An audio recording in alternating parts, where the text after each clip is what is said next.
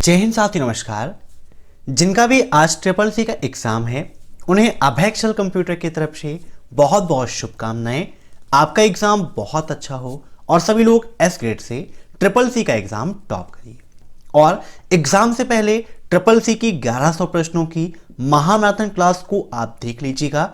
अगर आपके पास समय है तो आपके लिए वह क्लास बहुत ज़्यादा इंपॉर्टेंट है। और जिन्हें पीडीएफ की आवश्यकता है, वीडियो के नीचे 2000 क्वेश्चंस की पीडीएफ की लिंक दी गई है, वहां से पीडीएफ को डाउनलोड कर सकते हैं।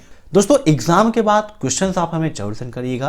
क्वेश्चंस अगर आप व्हाट्सएप पर सेंड करना चाहते हैं तो हमारा व्हाट्सएप कॉन्टैक्ट है 8181871106। इसके अलावा फेसबुक या इंस्टाग्राम पर आप अभय एक्सेल कंप्यूटर सर्च करके क्वेश्चन हमें सेंड कर दीजिएगा। इसके अलावा अगर आप कमेंट बॉक्स में क्वेश्चन को लिख देंगे तो वहां से भी उन क्वेश्चन को हम ले लेंगे और अपनी क्लासेस में आपके नाम के साथ उन प्रश्नों को जरूर डिस्कस करेंगे। तो टाइम वेस्ट ना करते हुए चलिए शुरू करते हैं आज की क्लास, क्योंकि सीधी बात नो बकवास, यही है अभय एक्सेल की class. Let's begin in this topic.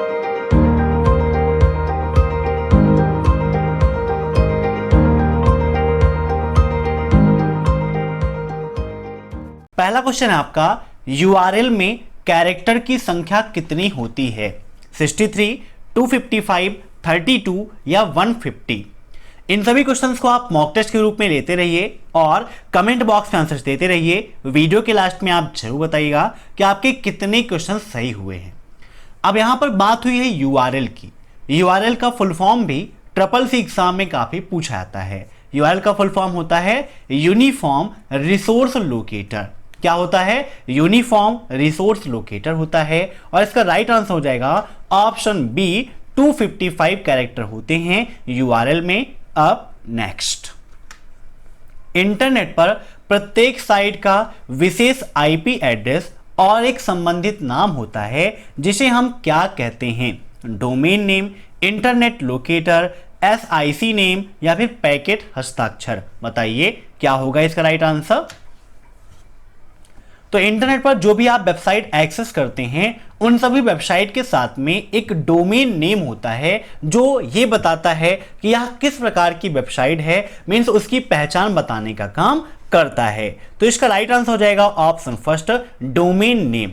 अब ट्रिपल सी एग्जाम में कभी कभी फुल फॉर्म पूछ लेता है कि डीएनएस का फुल फॉर्म क्या है। तो डीएनएस का फुल फॉर्म होता है डोमेन नेम सिस्टम। ठीक है, नोट कर लीजिएगा, काफी इंपॉर्टेंट है। अब नेक्स्ट, स्टाइल और फॉर्मेटिंग के लिए कौन सी शॉर्टकट की का उपयोग किया जाता है? F8, F10, F11 या फिर F9? बताइए क्या होगा इसका राइट आंसर। अब दोस्तों यहां पर बात हुई है स्टाइल और फॉर्मेटिंग की, तो स्टाइल और फॉर्मेटिंग का ऑप्शन हमें लिब्रे ऑफिस के अंतर्गत मिल जाता है। जब आप लिब्रे ऑफिस राइटर का उपयोग करते हैं तो वहां पर आपको कैरेक्टर स्टाइल के लिए, पैराग्राफ स्टाइल के लिए, टेबल स्टाइल के लिए, बॉर्डर स्टाइल के लिए, फ्रेम स्टाइल के लिए एक ऑप्शन मिलता है जहां से आप उन सभी की स्टाइल और फॉर्मेटिंग को चेंज कर सकते हैं। आइए विद प्रैक्टिकल आपको दिखाते हैं कि किस मेनू में ये ऑप्शन मिलता है और इसकी शॉर्टकट की क्या होती है। तो यहां पर लिब्रे ऑफिस राइटर आपका ओपन है, जूम कर लेते हैं। जब आप जाते हो स्टाइल मेनू में तो यहां पर सबसे लास्ट ऑप्शन आपको मिलता है मैनेज स्टाइल का, जिसकी शॉर्टकट की होती है F11। अब यहां पर देखिए और भी दिए गए हैं, जैसे कि अपडेट सिलेक्टेड स्टाइल, जिसकी शॉर्टकट की control plus shift plus F11 होती है। न्यू स्टाइल फ्रॉम सिलेक्शन की शिफ्ट प्लस F11 होती है। तो इसे भी आप नोट कर लीजिएगा, हो सकता है आपके एग्जाम में पूछ ले। अब यहां पर मैनेज स्टाइल पर हम क्लिक कर देते हैं तो यहां पर देखिए हमारे सामने paragraph style, character style, frame style, page style, list style और टेबल स्टाइल, ये सारे ऑप्शन से मिल जाते हैं। मीन्स इनके माध्यम से आप पैराग्राफ, टेबल, लिस्ट, इन सभी की स्टाइल को चेंज कर सकते हो, फॉर्मेटिंग को चेंज कर सकते हो। ठीक है, समझ गए। तो ये क्वेश्चन आपके एग्जाम में पूछा सकता है कि स्टाइल का ऑप्शन किस मेनू में मिलता है, तो स्टाइल के अंतर्गत हमें मिल जाता है। आइए क्वेश्चन को देख लेते हैं। तो यहां पर इसका राइट आंसर हो जाएगा ऑप्शन सी, F11। ठीक है, अब नेक्स्ट, पहली पीढ़ी में मेमोरी के रूप में किसका प्रयोग किया गया? Memory card, magnetic drum, floppy disk या फिर HDD? बताइए। काफी इंपॉर्टेंट क्वेश्चन है, थोड़ा सा समझिएगा। परसों मैं कमेंट बॉक्स देख रहा था तो जैसे कि हम थर्ड जनरेशन की बात करते हैं या सेकेंड जनरेशन की बात करते हैं या फर्स्ट जनरेशन की बात करें, तो देखिए जैसे वैक्यूम ट्यूब पहले जनरेशन में उपयोग किया गया, तो इसका मतलब ये नहीं है कि वो हर चीज में किया गया। मेमोरी के रूप में अलग डिवाइस का हुआ है ना, लैंग्वेज में अलग लैंग्वेज का हुआ। तो अगर ये है हार्डवेयर के रूप में, वैक्यूम ट्यूब जो है ये हार्डवेयर के रूप में उस पीढ़ी की सबसे बड़ी विशेषता थी, उसकी वो महानता थी। तो यहां पर पूछा गया है मेमोरी के रूप में, तो आपको कंफ्यूज नहीं होना है। मेमोरी के रूप में मैग्नेटिक ड्रम का उपयोग किया गया था। Option B is right. अगर ऑप्शन में ये नहीं पूछता है, मींस क्वेश्चन में ये नहीं देता कि पहली पीढ़ी में मेमोरी के रूप में या हार्डवेयर के रूप में, तो अकॉर्डिंग टू ऑप्शन आपको टिक कर लेना है। वैक्यूम ट्यूब दिया गया है तो आपको बिना देखे हुए उस पर टिक लगा देना है, कोई भी दिक्कत नहीं है। अब नेक्स्ट, ARP का पूर्ण अर्थ क्या है? Means what is the full form of ARP? Address reserve protocol, address resolution protocol, address recording protocol, या इनमें से कोई नहीं? बताइए ARP का फुल फॉर्म क्या होता है? तो इसका राइट आंसर हो जाएगा option B, address resolution protocol. अब नेक्स्ट, दिया गया MB, KB, GB, TB, इसको अवरोही क्रम में व्यवस्थित कीजिए। मीन्स बड़े के छोटे क्रम में आपको बताना है कि इसका सही सीक्वेंस क्या होगा। TB, GB, MB, KB, MB, KB, GB, TB, MB, EB, GB, YB, या MB, PB, GB, TB। अब यहां पर देखिए बच्चों ध्यान से इसको, यहां पर MB, KB, GB और TB दिया गया है। यहां पर कहीं PB है क्या? नहीं है। तो यहां पर PB दिया गया है, मीन्स ये बिल्कुल रिजेक्ट है, और यहां पर PB दिया गया है तो ये भी आपका रिजेक्ट है। अब बचा क्या? TB, GB, MB, KB और MB, KB, GB, TB। तो इसे बोला है अवरोही क्रम में, मीन्स बड़े के छोटे क्रम में आपको बताना है। तो इसका राइट आंसर हो जाएगा option first, TB, GB, MB और KB। अब SSC एग्जाम में इन सभी के फुल फॉर्म में पूछे जाते हैं। जैसे TB का फुल फॉर्म क्या होता है? तो टेराबाइट होता है। क्या होता है? टेराबाइट होता है। GB का गीगाबाइट होता है, MB का मेगाबाइट होता है और KB का किलोबाइट होता है। नोट कर लीजिएगा, जब भी आप मिशन SSC में बैचेस को अटेंड कर रहे हों, साथ में एक नोटबुक और पेन जरूर रखिएगा, ताकि जो पॉइंट्स मैं आपको बताता हूं उनको आप नोट कर सकें।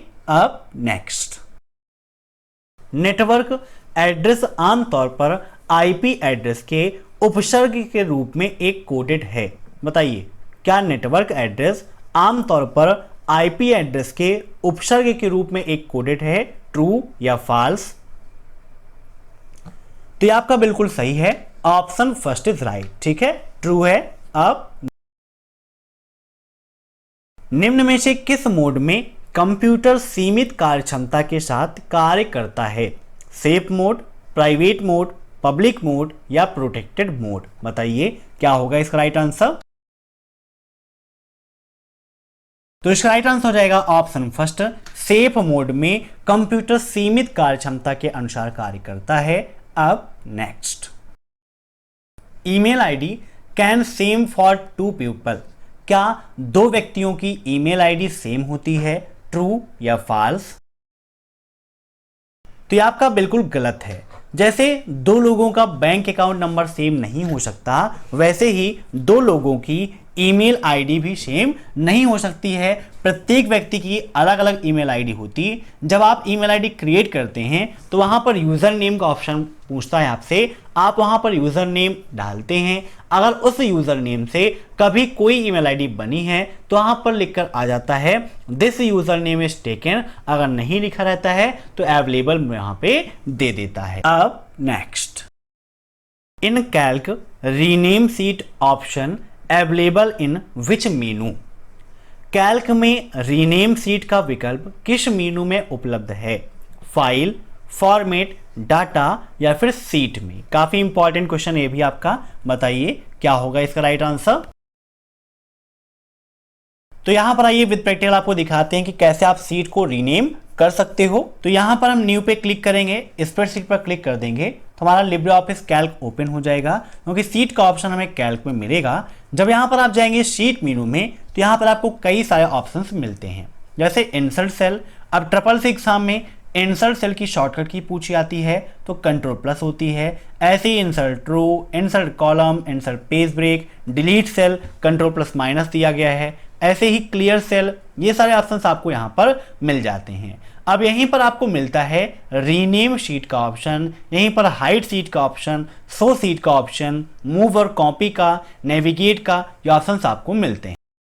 अब यहाँ पर बात की गई है रीनेम सीट की। जब आप रीनेम सीट पर क्लिक करते हैं तो यहाँ पर देखिए जैसे अभी सीट का जो नाम है वो क्या है, सीट 1 है। यहाँ पर आप देख भी सकते हैं सीट 1 लिखा हुआ है। कोई चेंजिंग करनी है तो यहाँ पर नेम में आप जो भी नाम चाहते हैं वो नेम आप दे सकते हो, अपने अकॉर्डिंग शीट का नेम आप लिख सकते हो। जैसे यहाँ पर हमने अभय एक्सेल कंप्यूटर लिख दिया और ओके कर देंगे तो यहाँ पर देखिए शीट का नाम अभय एक्सेल कंप्यूटर ही हो गया है। ठीक है, समझ गए? तो यहां पर इसका राइट आंसर हो जाएगा ऑप्शन डी। शीट मेनू में हमें रीनेम शीट का ऑप्शन मिलता है। अब नेक्स्ट, कंप्यूटर का नाम कहां से बदला जा सकता है? कंट्रोल पैनल से, कंप्यूटर नेम से, चेंज नेम से, या फिर इनमें से कोई नहीं। काफी इंपॉर्टेंट क्वेश्चन है। कंप्यूटर नेम मीन्स जो इसका यूजर नेम है, जो भी आप बनाए हुए हैं, अगर इन नामों को चेंज करना है या कंप्यूटर से संबंधित कोई भी सेटिंग है तो इन सभी को चेंजिंग करने के लिए हम कंट्रोल पैनल का उपयोग करते हैं। कंट्रोल पैनल के माध्यम से हम पूरे सिस्टम को कंट्रोल कर सकते हैं। अब नेक्स्ट, कार्यान्वित प्रोग्राम को टास्क कहते हैं। बताइए, क्या कार्यान्वित प्रोग्राम को टास्क कहा जाता है? ट्रू या फॉल्स? ये क्वेश्चन भी काफी इंपॉर्टेंट है। बिल्कुल सही है, कार्यान्वित प्रोग्राम को हम टास्क के नाम से जानते हैं। अब नेक्स्ट, इक्वल मिन 5,7,2 divide by count a, b का मान क्या होगा? ट्रिपल सी एग्जाम में लिब्रे ऑफिस कैल्क के काफी क्वेश्चन पूछे जाते हैं, या फिर ये कहें कि लिब्रे ऑफिस के काफी क्वेश्चन पूछे जाते हैं। तो एक 100 क्वेश्चन की मैंने कंप्लीट लिब्रे ऑफिस की क्लास कराई है, उसको भी आप जरूर देख लीजिएगा। वीडियो के नीचे मैं उसके भी लिंक दे दूंगा। तो यहां पर आइए विद प्रैक्टिकल आपको दिखाते हैं कि इसे हम कैसे सॉल्व करेंगे। अब यहां पर लगाना है हमें इक्वल मिन bracket 5,7,2 divide by count a, b bracket close और इंटर कर देंगे तो यहां पर ये एरर आ गई। ठीक है, ये एरर क्यों आई समझ लीजिए। काउंट फार्मूला क्या करता है? ये नंबर की काउंटिंग करता है और यहां पर क्या आ गया, आपका a और b है। तो a और b वैल्यू तो है नहीं, नंबर तो है नहीं आपकी, ये क्या है, आपके टेक्स्ट है, कैरेक्टर्स हैं। इसीलिए यहां पर जो आया वो कितना आ गया, 0 आ गया। इस वजह से यहां पर जब डिवाइड कर देंगे तो यहां पर ये एरर आपको शो हो जाएगी। ठीक है, समझ गए? काफी इंपॉर्टेंट है। तो यहां पर इसका राइट आंसर हो जाएगा ऑप्शन फर्स्ट, हैज div/0। ठीक है, अब नेक्स्ट, पॉपअप मेनू को खोलने के लिए माउस की बाईं कुंजी का उपयोग किया जाता है।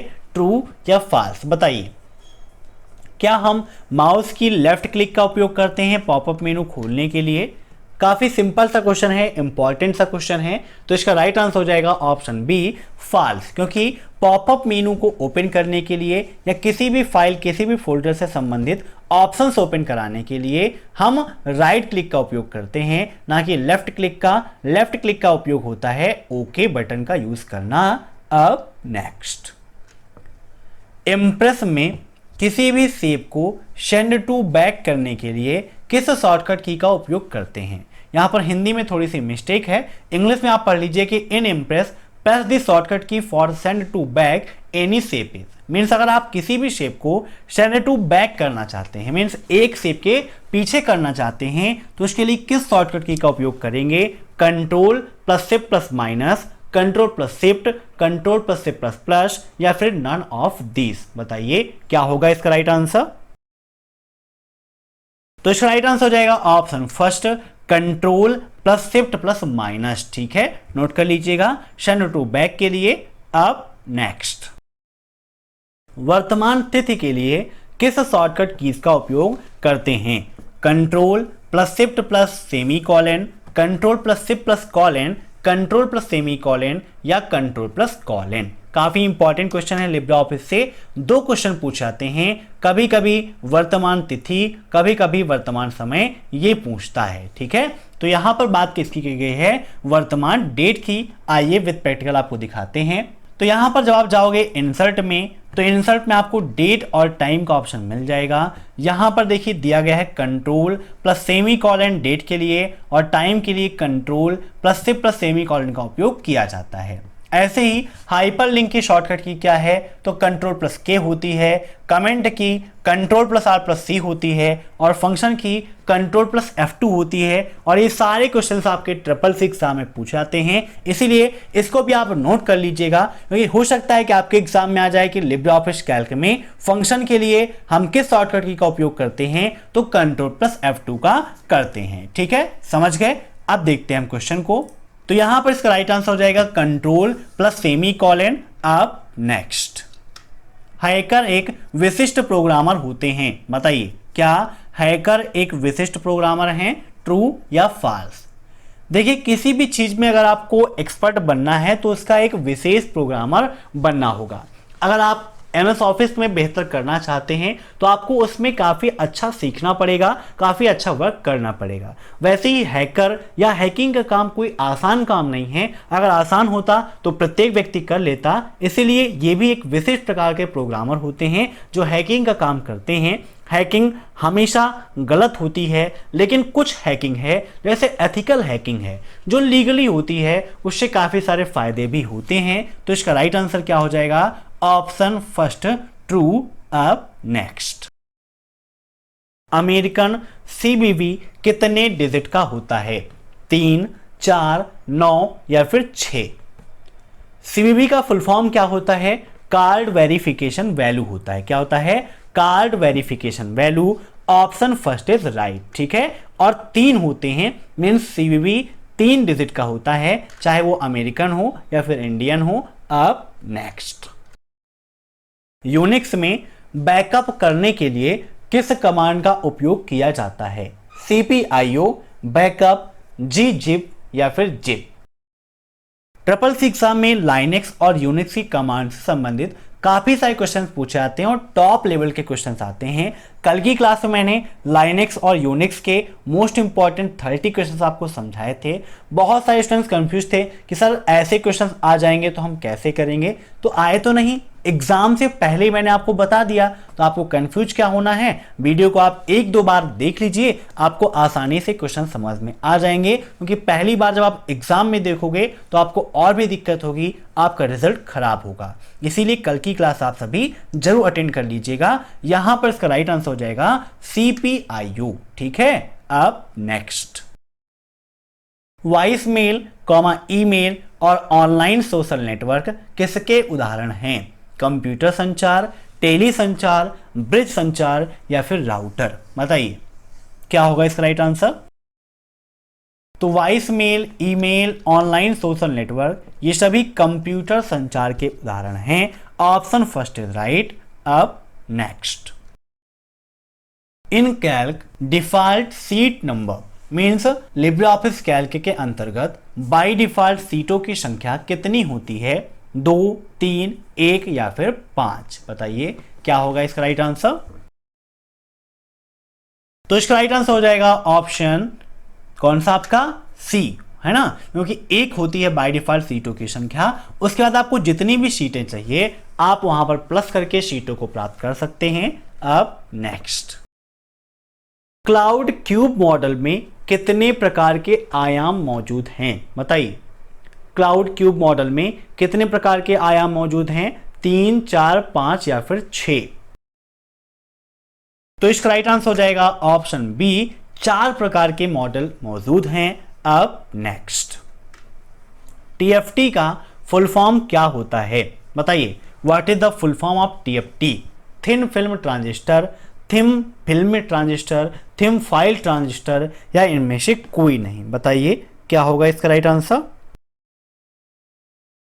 तो TFT का फुल फॉर्म होता है thin film transistor. Option first is right. ठीक है, नोट कर लीजिएगा, थिन फिल्म ट्रांजिस्टर। अब next, equal 25 divide by 32 minus 16 multiply 2 का मान क्या होगा? बताइए, काफी इंपॉर्टेंट क्वेश्चन है। आइए विद प्रैक्टिकल आपको दिखाते हैं। यहां पर क्वेश्चन था equal 25 divide 32 minus 16 multiply 2 bracket close और एंटर। तो यहां पर एरर आ जाएगी। क्यों आएगी? देखिए, पहले यहां पर 16 को 2 से मल्टीप्लाई करेंगे तो ये कितना बन जाएगा? आपका 32 बन जाएगा। तो यहां पर जब ये 32 बनेगा और पहले से 32 दिया गया है तो 32 से 32 आप अगर माइनस कर देंगे तो कितना हो जाएगा? 0 हो जाएगा। और जब कैल्क में किसी भी संख्या को 0 से डिवाइड करते हैं तो उसका आंसर यही आता है। तो हमारे क्वेश्चन का राइट आंसर भी यही हो जाएगा। तो यहां पर इसका राइट आंसर हो जाएगा ऑप्शन बी हैज DIV। ठीक है, अब नेक्स्ट, ECB स्टैंड फॉर, बताइए ECB का फुल फॉर्म क्या है? Electronic cryptography book, electronic code book, electronic control book या इनमें से कोई नहीं। क्या होगा इसका राइट आंसर? तो इसका राइट आंसर होता है option B electronic code book. Note कर लीजिएगा, काफी इंपॉर्टेंट है। इलेक्ट्रॉनिक कोड बुक होता है इसका फुल फॉर्म।